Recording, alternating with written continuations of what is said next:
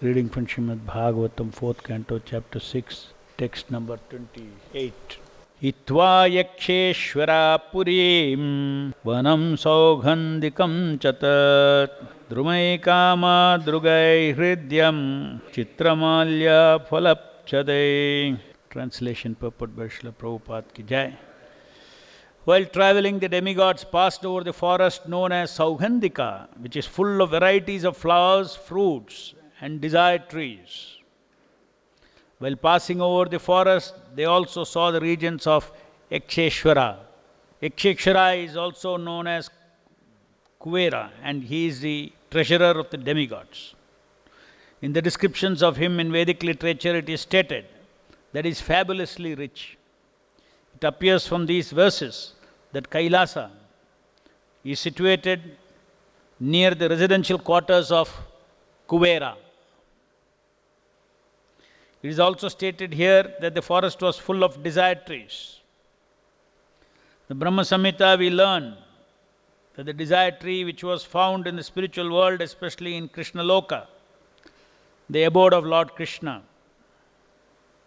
We learn here that such desired trees are also found in Kailasa, the residence of Lord Shiva, by the grace of Krishna. It thus appears that Kailasa has a special significance. It is almost like the residence of Lord Krishna. So, these are further descriptions of Kailasa. It is said that even Kailasa is full of desired trees. And Prabhupada says that we learn here that such desired trees are also found in Kailasa, the residence of Lord Shiva by the grace of Krishna. So, this Kailasa is in the material world. At the same time, a very special planet, just like Lord Shiva has a very special status, different from other demigods, Sadashiva. And Brahma Samhita says that Lord Shiva is just like Vishnu, just like milk has turned into curd. So in the same way, Shiva is like curd. Once it's curd, it cannot be milk. There is a difference, milk and curd. So there is a difference. At the same time, the origin is Krishna. So in one sense, it's an expansion of Krishna himself. So his planet also we can see here very special. It is hard to believe that in this material world all these things are there, because we all think, because generally in this material world, when we say material world, we think of the earth. But actually material world is so expansive, that we do not know anything about this material world. Just like if somebody is in a village, if he has not gone outside and seen what is Delhi, what is beyond Delhi, what is Bombay, what is, foreign lands, what is America, is not seen. He's seen in only his village. In the same way, we are only seeing just like there's no difference. Just like those people think the village and village is existence. In the same way, the human population is thinking that the world, the existence means only us and this planet. Even common sense, they don't think that why are there in the night so many stars? What is the meaning? They are not doing any function for me, but they exist. That means they must be existing for somebody else. They must be existing for purposes other than my little understanding of what is the purpose of earth, what is the purpose of existence.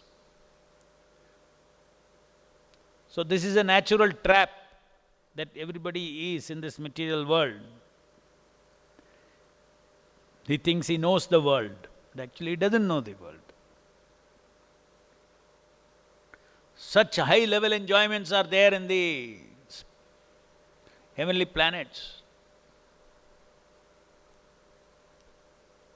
Such fine rasas are there in the heavenly planets.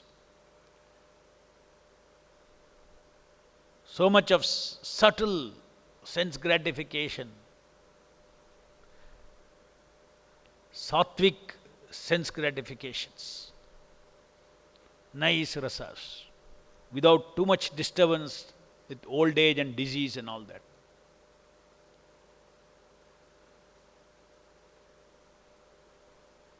So that is why it is said that the Vaishnavas, they should not think Maya is easy to conquer. The variegated beauty that Maya creates,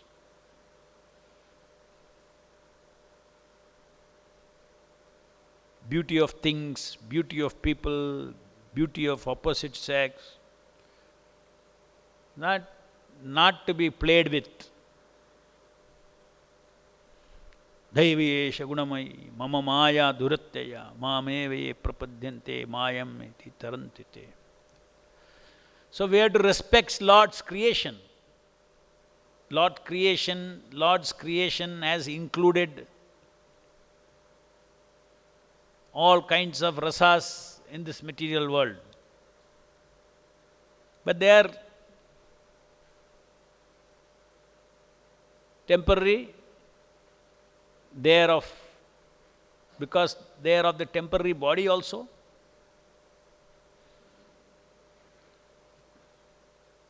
And in the temporary body, it is again temporary.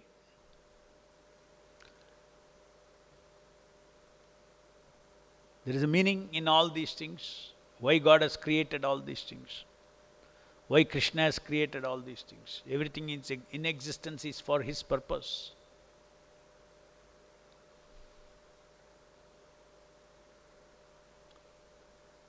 So ultimately controlling the senses or resisting these nice enjoyments in this material world, including heavenly enjoyments, can come only if we are positively attracted by Krishna consciousness.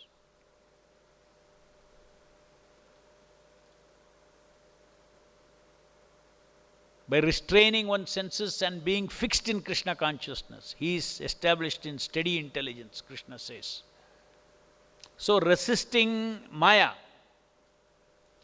resisting pleasure sensations of this body, resisting sense objects outside us, it cannot come, it cannot succeed unless one restrains it. One cannot succeed in restraining it unless he restrains it and he fixes his consciousness upon me, Krishna says. That is the meaning of mameve prapadyante mayam eti tarantite. So this is the fundamental understanding of a Vaishnava with respect to sense control. He is not thinking that first let me control the senses and then become Krishna conscious.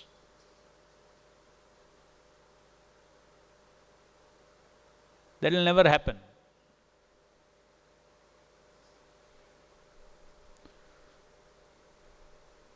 It's not that Prabhupada said, okay, I'll give you initiation, you can chant holy name, I'll give you initiation, but you have to get ready by free from sense gratification.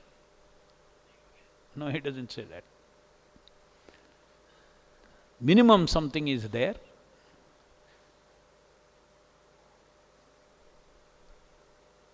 Entire Krishna consciousness process is to give us this higher taste of Krishna consciousness. If you don't develop this higher taste of Krishna consciousness,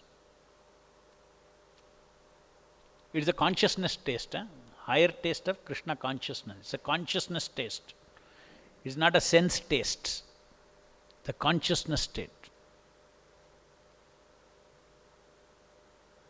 Unless we develop that, we will not be successful in giving up these lower pleasures.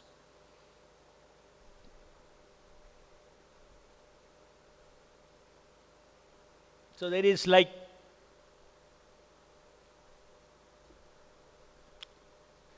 material pleasures, material happiness, material pleasures, the spiritual happiness, spiritual pleasures. Or you can say there is bodily pleasure and bodily happiness, and there is soul pleasure and soul happiness. You can resist bodily pleasures, bodily happiness, only if we are fed with spiritual happiness and soul happiness and soul pleasure. Very simple. I am not this body. My own pleasure, if I get, why I should take pleasure from something outside me?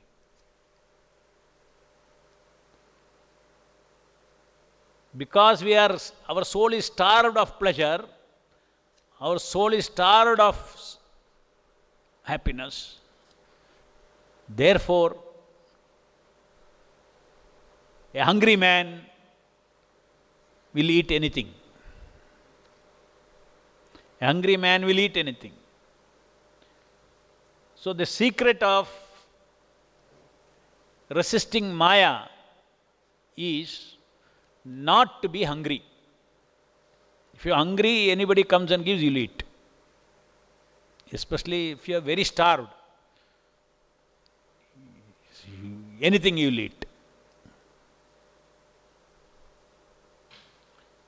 Prabhupada says this in the Bhagavad Gita.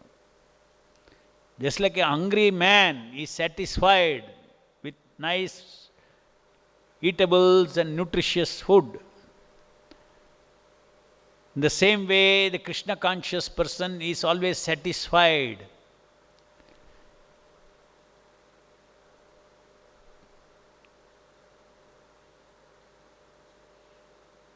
Then he can counter the Maya. In another place, Krishna says, one who finds satisfaction, one whose mind finds satisfaction in the self alone, he can conquer the senses. His mind has to take pleasure in the self, soul. So what is soul happiness? What is soul pleasure? First you need to know what is the difference between happiness and pleasure. Happiness is about state of being. It's an existential happiness. Existential pleasure is called happiness. Examples. I am healthy. That's happiness. I am wealthy. That is happiness. I got an education, I got a degree. This is happiness.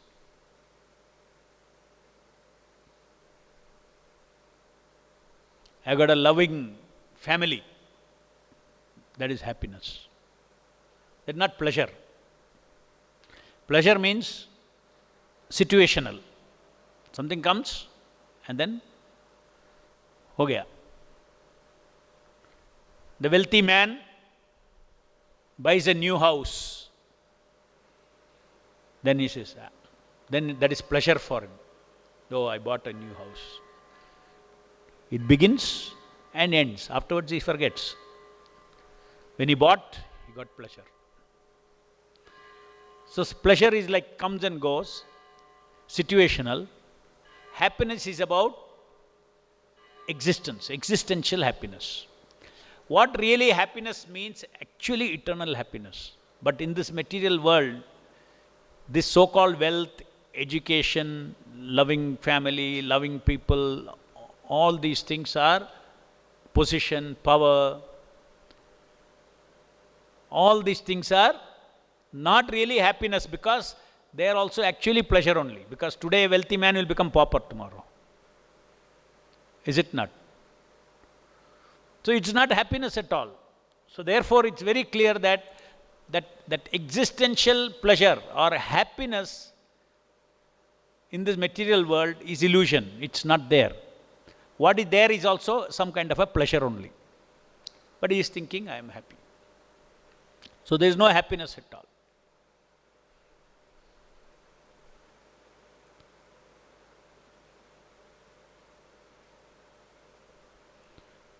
Come to spiritual, soul happiness.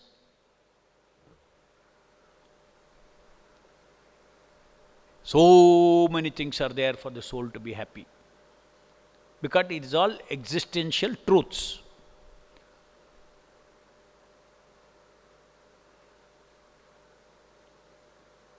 I am eternal, I don't die. I have no birth, no old age, and no disease. Soul happiness.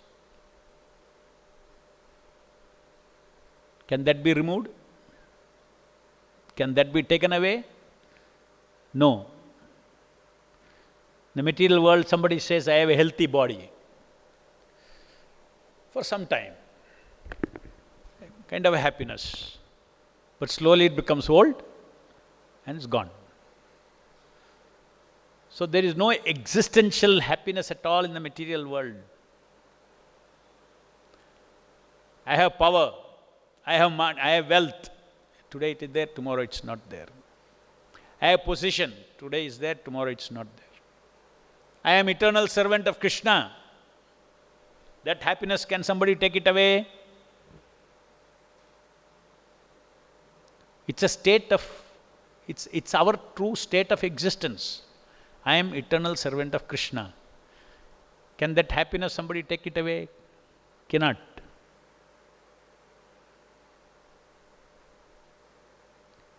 Somebody says, I am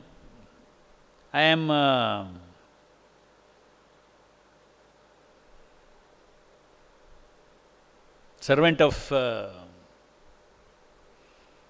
some big man in this world. With pride he says, I am servant of him. So I am very happy. Can it be happiness? Cannot, because it ends. That master was also temporary. He is also temporary. Come to soul happiness. Soul is eternal. Krishna is eternal. I am servant of Krishna. If you learn how to be happy about it, can that be taken away from you? Cannot.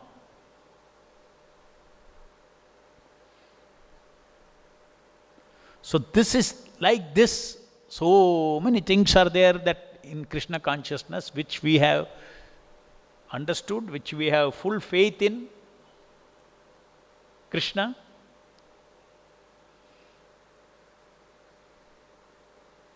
We have full faith in Krishna, but yet we are not learning how to be happy about it. That is what is, we have to learn how to fill our mind which takes satisfaction in the soul.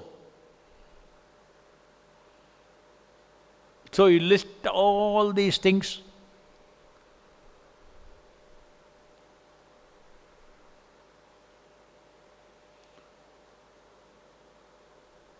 So material happiness is illusion, it doesn't exist at all. It's a lie.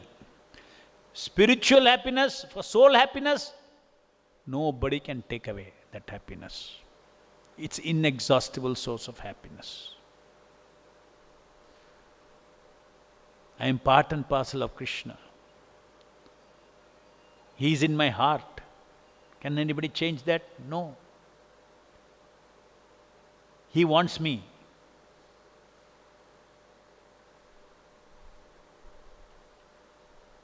I got eternal job. Material world, people are always in anxiety about job. We have eternal job.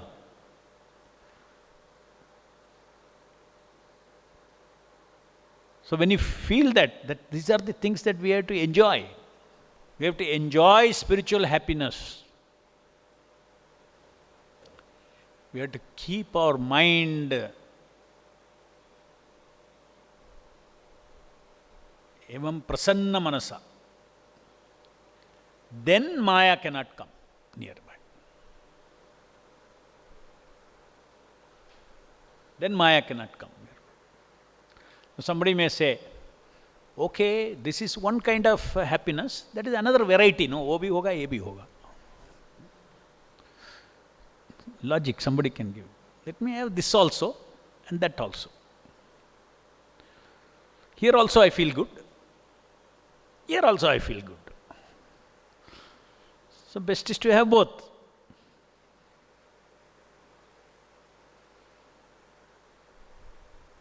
You cannot have both. Both are different qualities.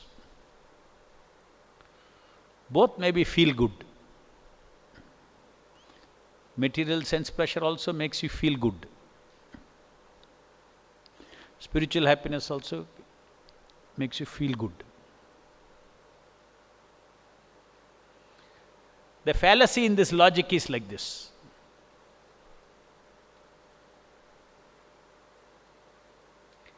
If I am feeling good, a drop of feel good is coming from material sense pleasures. It may be small drop or a big drop, but it's a drop. You come to Krishna consciousness, happiness. It is an ocean. Ocean means inexhaustible. Inexhaustible happiness. So inexhaustible source of feel good against some drops of feel good.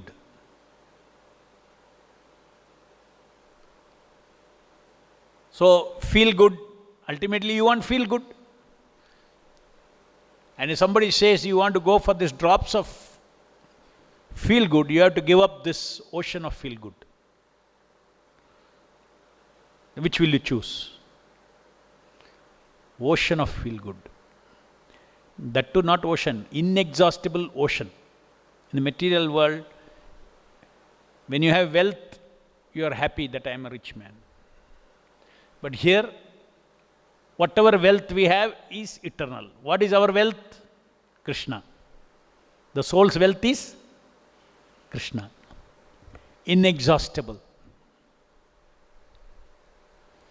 So this is how, this is the only way that the bewilderment of material pleasures we can conquer. Only if we have Krishna rasa. That is what Krishna says. Your consciousness fixed upon me. Only Krishna rasa can overcome Maya rasa. Not our mind and our mind control and all, not possible. So many histories are there. So many. Jiva cannot conquer this Maya. So Krishna rasa means what? Bhakti rasa, surrender rasa, dependence rasa on the Lord.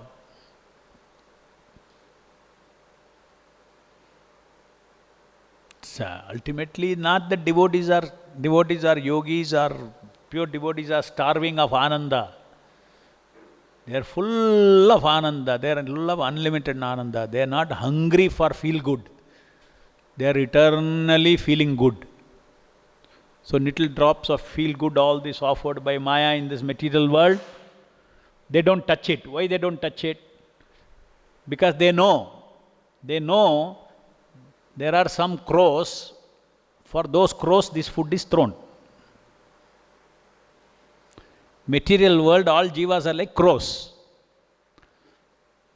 For crows, something is thrown. So Maya's pleasures are all like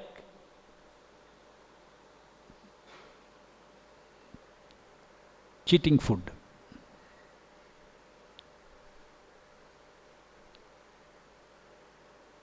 So we as part and parcel of Krishna, the soul happiness is unlimited. If you have currency, then you can say crorepati, unlimited we are. If you want measure in currency, happiness, soul happiness, unlimited. And what is soul pleasure? Soul pleasure is also situational pleasure. I start one service, I do complete one service. So soul happiness is also there. Soul pleasure is also there. Soul pleasure is situational. But soul pleasure you can experience only being situated in soul happiness. Soul happiness is all that I said, unchangeable happiness of existential pleasure of the soul. This is what Krishna says. You sit and you close it.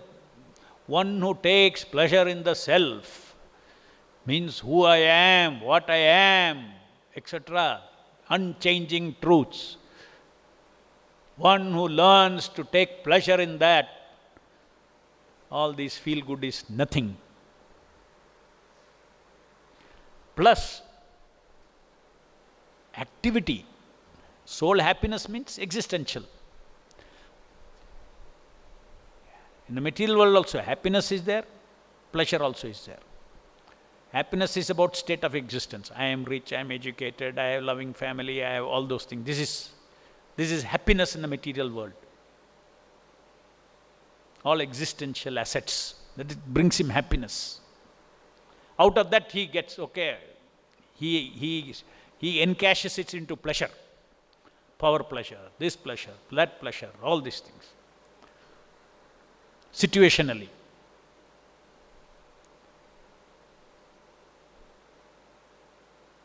Similarly, in devotion service, soul also has got situational pleasure. What is situational pleasure? Yeah, I go before the deity. Before that I was not seeing the deities. I go before the deity.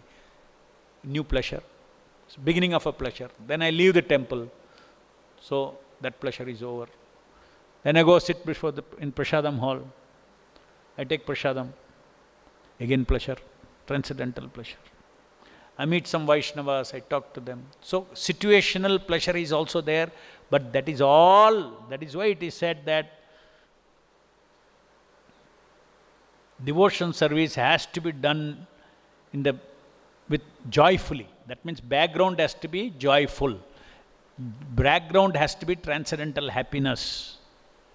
Unfortunately, in the material world, we always think that pleasure is equal to happiness means pleasure. Pleasure. One pleasure over, another pleasure over, less pleasure over, pleasure over. Running after pleasure is equal to happiness. That is the mistake we do. Because Rajoguna. Only people who are in Sattva Guna will learn how to feel good about existential pleasures. Rajoguna people means pleasure means आना है, sense object आना है, interact करना क्या, next आ जाओ. Unlimited supply होगा तो मेरा that is perfection of Satchidananda. No, that is not. That is rajasic understanding. You are an ocean. Ocean के ऊपर you have waves, no? Pleasure is like the wave. How much water is in the wave compared to the ocean? Nothing. So therefore Prabhupada says in the Bhagavatam also, in purport Prabhupada says, even in the spiritual world, sense gratification is insignificant. Here we are conditioned. Sense gratification is happiness, we think. We forget what is this existential happiness. Any questions? Mike.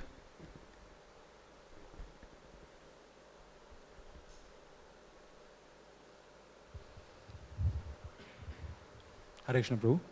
It is from yesterday's class. Can I? Yesterday's class. Yesterday's class. Oh. So in yesterday's class, about we're discussing about Tirtha Pada. So we were discussing about the Allahabad pastime about Prabhupada Kumbh Mela, where you are explaining that Ganges would be eagerly looking forward for a pure devotee to come, so that she can relieve from her the sins which she has been carrying from other people.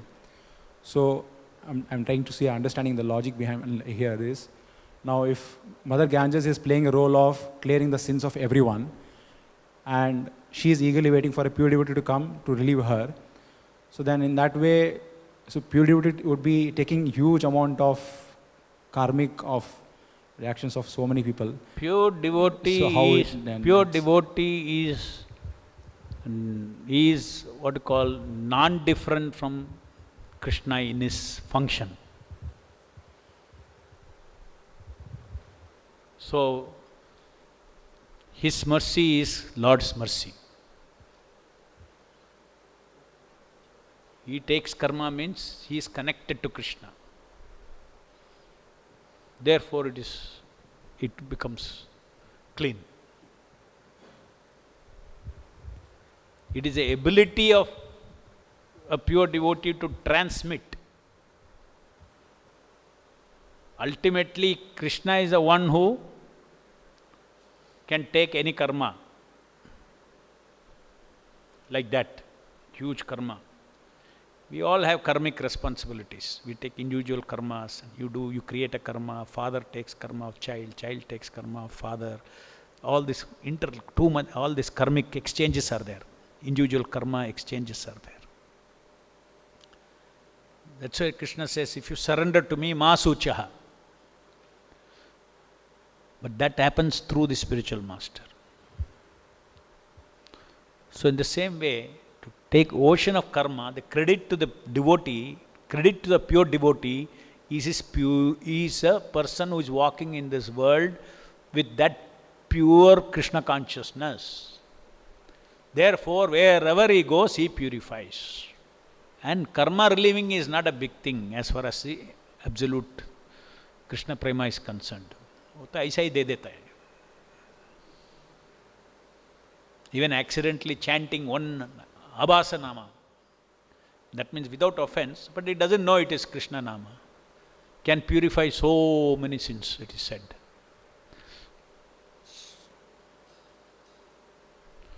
So that way, it's not a, they also don't consider it's a big thing, pure devotees also.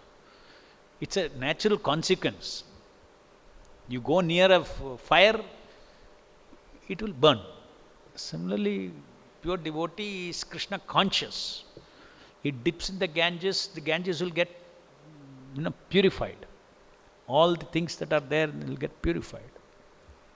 Ganges is always pure, but so much contamination is there of people coming and giving that dip. So there is an arrangement. Ganges associates with pure devotees. So even Ganges requires association. So she is waiting for association. Hare Krishna, Prabhu. Ah.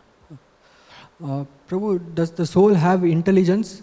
If the soul has intelligence, then why did the few souls which were eternally in the spiritual world, they have misused their free will and they came to material world to enjoy independent of Krishna? So since it came out from the spiritual world to material world, does it mean that the soul is less intelligent? And is there among the souls, does the intelligence differs, like most intelligent soul, less intelligent soul? No, I'll put your question in a better way.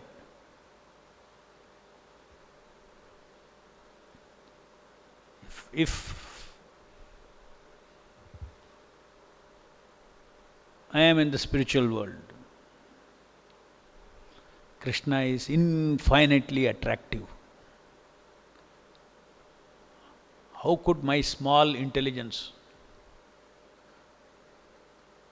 can find anything more attractive than him and come away.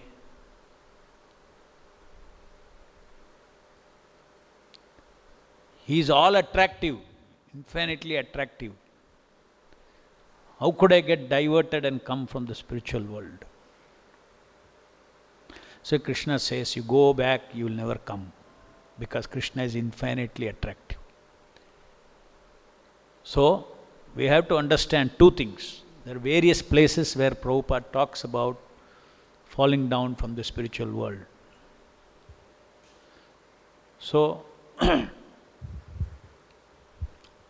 various other Shastras also confirm, Goswamis, 6 Goswamis, literature also. The living entities are from Viraja. That is, when we say normally fall down from the spiritual world, it means Krishna has his pastimes in this material world, that is spiritual world. So, if we are in Krishna's pastime in this material world, then you can fall down. Because we are not in the material world, in Krishna's pastimes, the perfected beings and to be perfected beings are part of the Leela. So, the to be perfected living beings can fall down. Nitya Siddhas don't fall down. There's a definition. Nitya Siddha means they don't fall down. Fall down from the association of the Lord. Nitya Baddha, there is another category of jivas. They can become as good as Nitya Siddhas by going back to Godhead. So we have to reconcile different places where Prabhupada has said different things. So it is not about, if we are with Krishna, not our intelligence is not the one that has holding us in the spiritual world or in the material world. You don't need anything external to hold you in the spiritual world. Krishna is so attractive.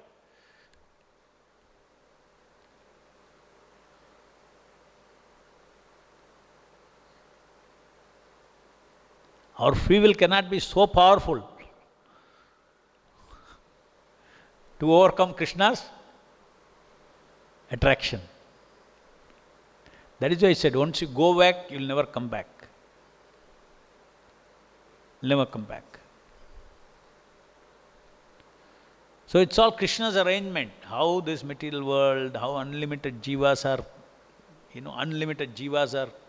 coming into the material world and in the spiritual world also. New jivas, they are Nitya Baddhas. I have yet to find a reference. Somewhere I read, I want proper reference.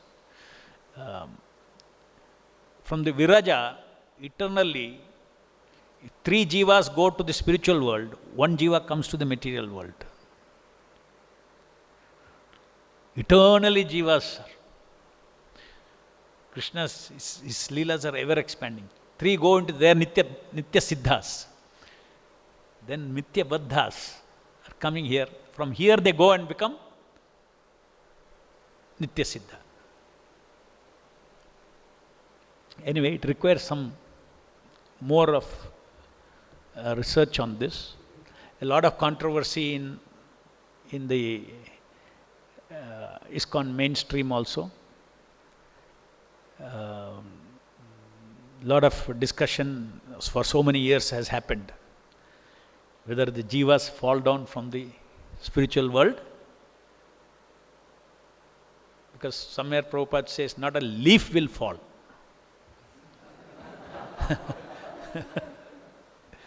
Somewhere somebody asked Prabhupada about it, then he said, yes, we have fallen from the spiritual world, he says. So the only way to reconcile both is, we can fall from Bhaumi Leela of Krishna. Krishna is Bhaumi Leela and Krishna Loka Leela. From there you cannot fall down. From here you can fall down. Grandaraj Srimad Bhagavatam ki jai, Jagat Guru Srila Prabhupada ki jai. Hare Krishna. Subscribe to our channel and press the bell icon to never miss any updates.